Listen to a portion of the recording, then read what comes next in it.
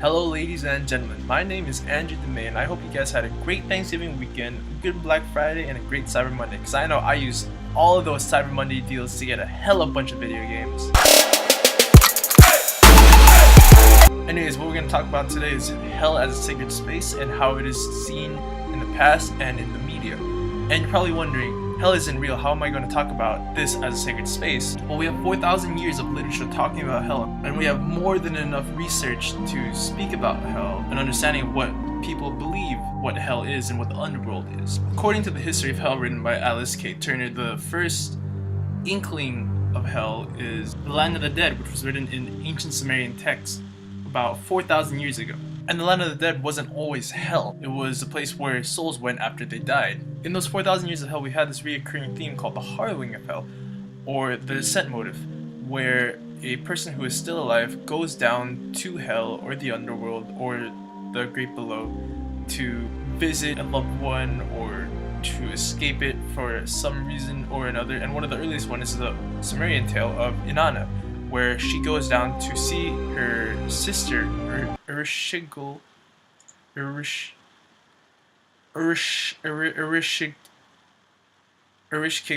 and she must pass through the 7 gates, where at each point she must lose an article of clothing. And when she reaches Ereshkigal, she is frustrated, and Inanna attacks Ereshkigal, and Ereshkigal retaliates with sending 60 miseries at her. Now Ereshkigal and Inanna come to a compromise where Inanna's husband comes to take her place in hell instead of her. Now this story is an explanation of winter and spring, of when Inanna is in the overworld, it's springtime, but when she goes down to the underworld, it becomes wintertime, and that also explains why crops don't grow in the wintertime and why they bloom during the spring. Now fast forwarding a few thousand years, we go to one of the most well-known representation of hell, which is Dante's Inferno.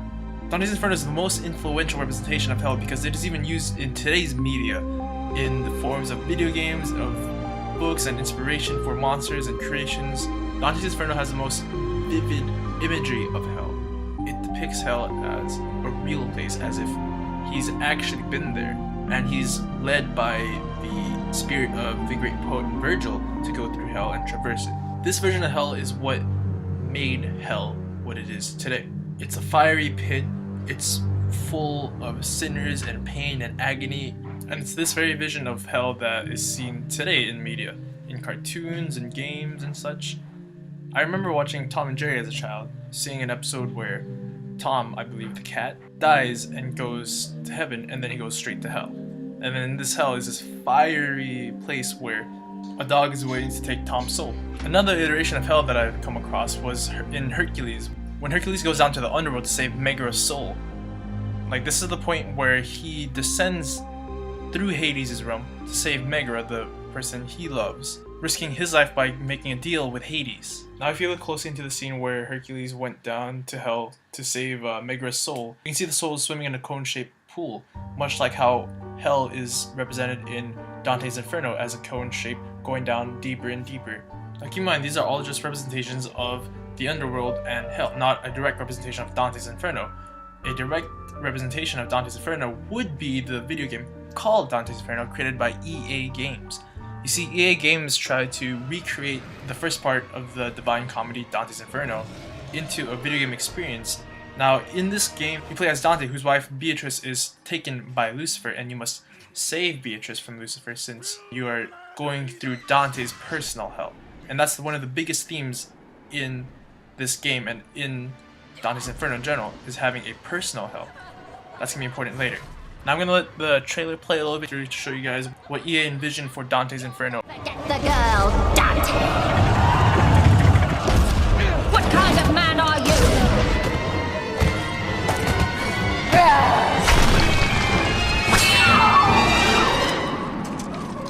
Beatrice? You broke your promise.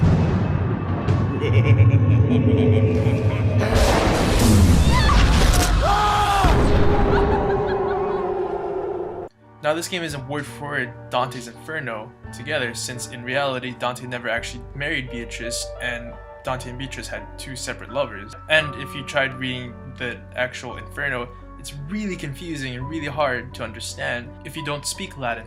But this game will help you understand the architecture that Dante has imagined in this world.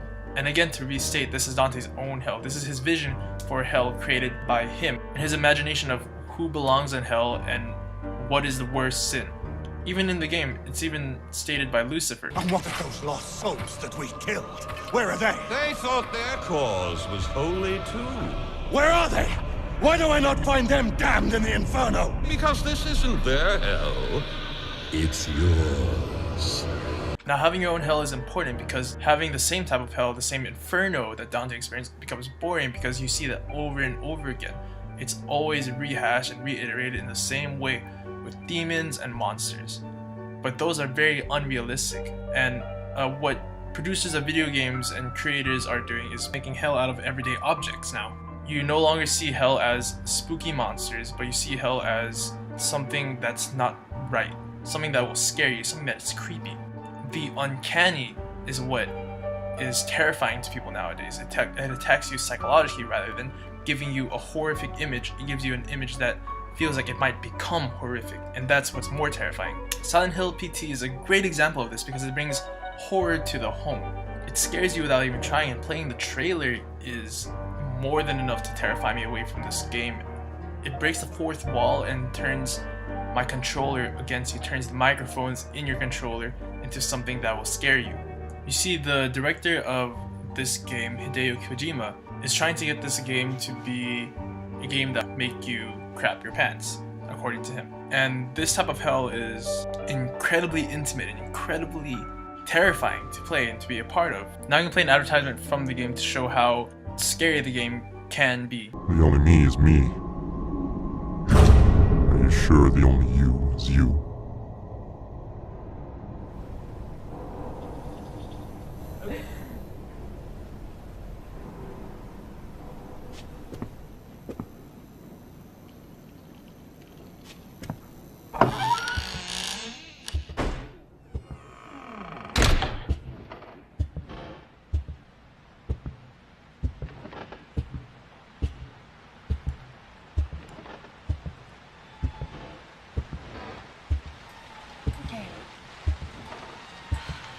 Back to the creepy infant.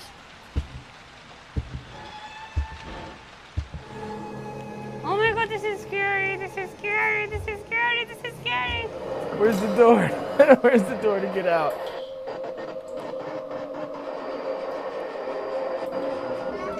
Oh no. What the hell is that? Whoa!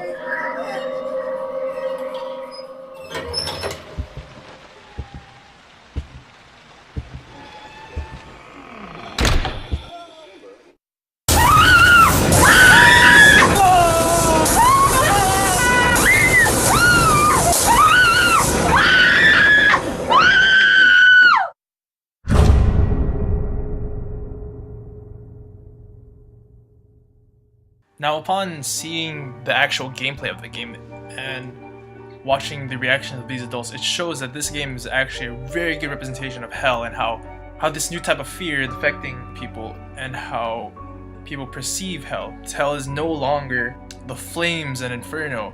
Hell is now the shadows and the creaks of a doorway.